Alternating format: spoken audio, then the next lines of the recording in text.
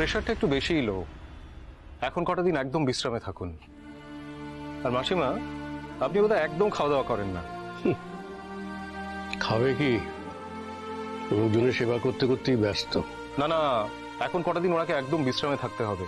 বিছানা ছেড়ে কিন্তু একদম উঠতে দেবেন না। আর মাসিমা, আপনি কোনো কিছু নিয়ে একদম স্ট্রেস নেবেন না প্লিজ। ও বলে লাভ নেই, চিন্তা যা হওয়ার তা তো হবেই। তুমি ওষুধপত্র যা লাগবে দিয়ে দাও। এই বয়সে ওষুধই তোমাদের একমাত্র সম্বল। হ্যাঁ, সে দিয়ে যাচ্ছি, সঙ্গে কিছু টেস্টও দিয়ে গেলাম। এগুলো অবশ্যই করিয়ে রাখবেন। হ্যাঁ হ্যাঁ, অবশ্যই করিয়ে নেবো। আমায় দিন, আপনি আসুন, আমার সঙ্গে আসুন। চলো।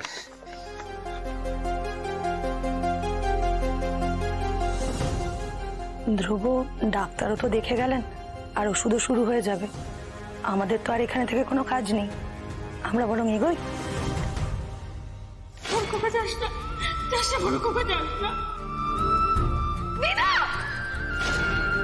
জাস্টিস মেটার কোথায়?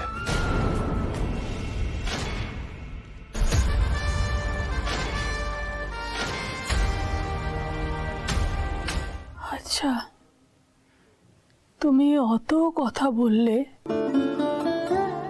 সকলের দোষ অন্যায় চোখে আঙুল দিয়ে দেখিয়ে দিলে, কিন্তু তার মধ্যে যে একটু ভালো, যে একটু হলেও আমাদের কথা ভাবে, কই তার কথা তো একবারও মুখেও আনলে না। সে তো আমাদের ভালোবাসে, আমাদের কাছে আসে, আমাদের খোঁজ খবর নেয়, ওষুধ আছে কিনা, ফল আছে কিনা, দরকার হলে সেসব এনেও দেয়। তার কথা তো একবারও বললে না। ইচ্ছে করে বলিনি গিন্নি।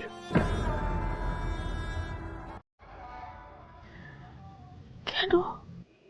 স্বার্থপর হয়ে গিয়েছিলাম।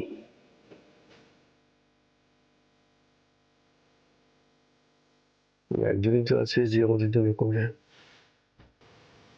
বলতে চাই মুখটা আটকে গেল, বলতে পারলাম না। ধ্রুব দাদু ভাই যে আমাদের বাড়িতে আসে,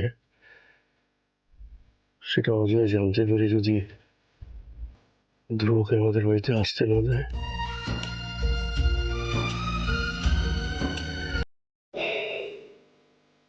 একটিমাত্র ছেলেই তো আমাদের জন্য করে।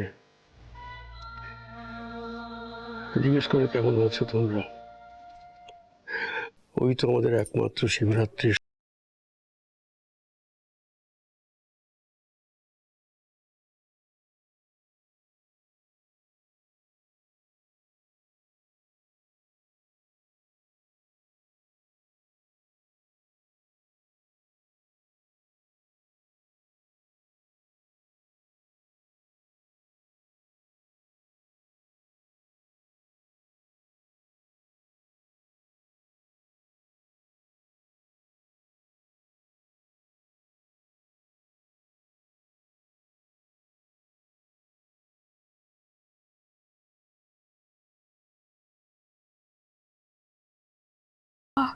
কাকা, আমরা তাদেরই মতো।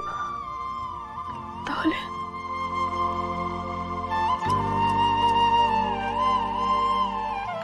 আমরা আমরা কি গিন্নি, আমরা কি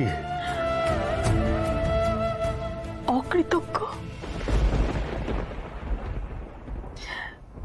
যদি অভিমান করে আমাদের কাছ থেকে দূরে সরে যায়, আর যদি আমাদের কাছে কোনোদিন না আসে, তার গল্প বলে যে পাখির ডানা ভেঙে।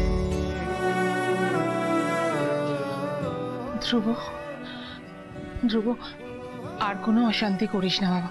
চল। শিরদাঁড়াটা আর নইও না মা, প্লিজ। তুমিও ঠাম্মিকে এই অবস্থায় ছেড়ে চলে যাবে? হ্যাঁ, তুমিও। আমার কথাটা শোন, দেখ তোর বাবা যখন চাইছে। বাবা তো অনেক কিছুই চায় মা, বাবা তো অনেক কিছুই চায়। বাবা চায় গোটা মিত্তির বাড়িটা বিক্রি করে দিতে। বাবা চায় তার নিজের মা বাবাকে ভিটে ছাড়া করে ফ্ল্যাটে শিফট করাতে। কি ভাবছে জাস্টিস অজয় মিটার?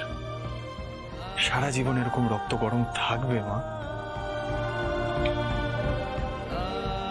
এমনও তো একটা সময় আসবে যখন জাস্টিস অজয় মিটার তার নিজের মা বাবার বয়সে গিয়ে পৌঁছাবে। আজ উনি যে ব্যবহারটা করছেন নিজের মা বাবার সাথে, সেই সেম ব্যবহারটা যদি আমি তার সাথে করি তার সেই বয়সে, উনি নিতে পারবেন না? ভালো লাগবে?